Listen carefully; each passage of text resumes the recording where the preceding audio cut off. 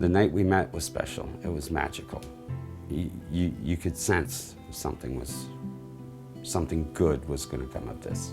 I was with a friend of mine, John Paul. He went up and brought Steve over and said, I want you to meet each other. So we met. We got along like we've known each other all our lives. He said, we'll meet up next week. I found out later on, when he saw me, he immediately thought something was going to happen because I was just his type. We connected that day and spent the rest of our life together.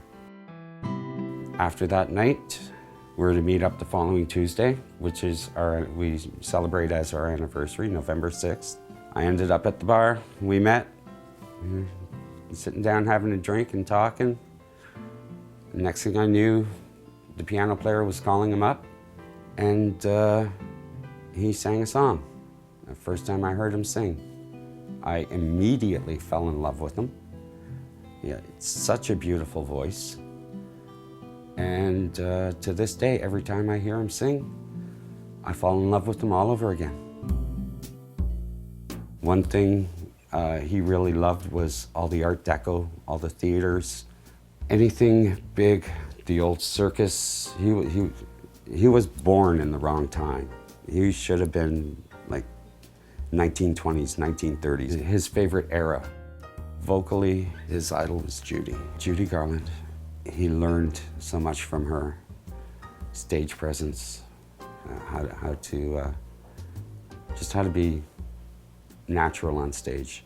All his music stylings come from the big band era, from the way he dresses on stage and just his mannerisms. You know, everything had to be perfect, and I even went out and bought him one of the old microphones. You know he loved it by how much heart he put into it. He put his soul into every performance. You know, he'd be down here rehearsing every day, just bird sitting on his shoulder. He'd be singing with the bird. The bird would be singing with him. They loved singing together. He'd be loose and singing up a storm for everyone. I've always had parties out here in the summer, inside in the winter. Some of the times we had, I swear, it was always interesting, to say the least. Lots of beer, lots of drinking, lots of dancing, all the country music. I'm surprised these floors are still standing. You could actually feel the floors bouncing. His family, an old East Coast family, wholeheartedly accepting their gay son and his partner. But they did it, they loved me, they still do. They're my family.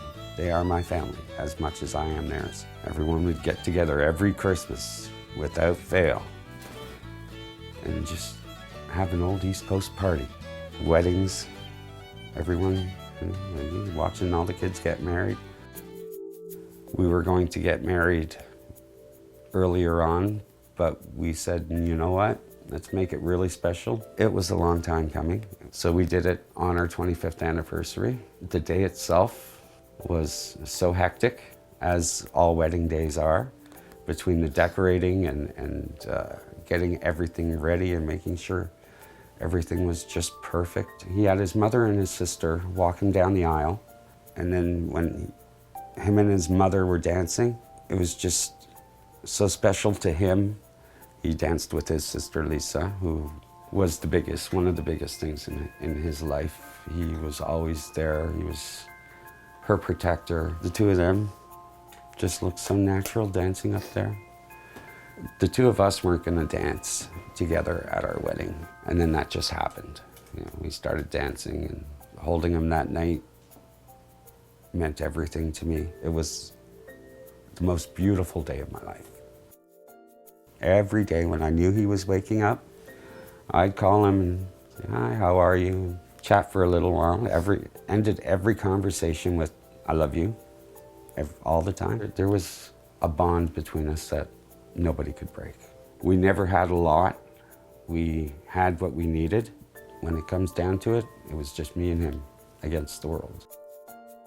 I called him like I do every other day, and I'd ask him how his night was and what he was doing that day. And that day he was went down to the bank, cashed his paycheck, went shopping, bought a bunch of shirts and some toys for his circus, and he was going to go out and pick up a tree and start working on the yard. And then, I said, okay, well, you have a great day, baby. I love you. He said, I love you too. I'll see you when you get home. And after that, I finished work and I came home, and that's when I found him. He was in the backyard. Like, as soon as I looked out the back door, I saw him laying on the ground. You know automatically something's wrong. So I ripped off my coat, ran out to the back. I was giving him CPR, and my phone was inside. So I just started yelling at the top of my lungs, someone help. I worked on him until the ambulance got there, and they worked on him some more, and then we transported him to the hospital, trying everything we could to revive him. It's an image that is etched into my brain. I had to call Steve's sister. She was on holidays in Las Vegas. I had to call her, and I had to tell her, and that was the hardest thing I've ever had to do. I know their relationship, and it was unbelievable to begin with, but she was on the next flight home, and just the whole thing.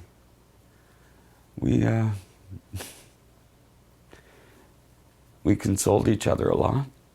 Everybody was in shock. And, his sister, we were just, both of us just hugging each other and just bawling our eyes out. It was,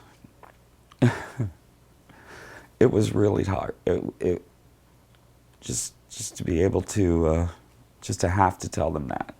And of course, nobody knew exactly what happened.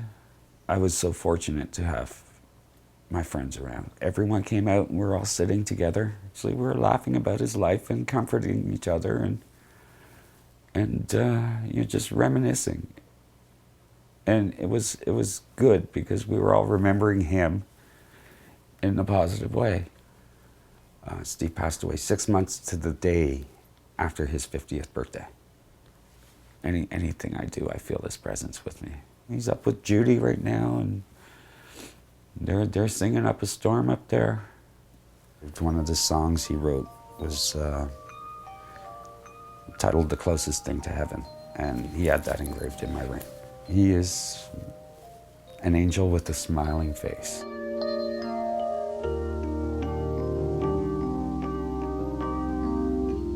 Baby, I'll take my chances and tell the world that we're forever.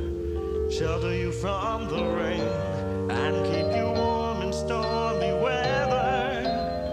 Tonight I wanna hold you and pray the magic never ends, and wake up long beside you in the morning, best of friends, 'cause you're the closest thing to heaven that I've found so far. Like an angel with a smiling face, someone I wish for on a star. And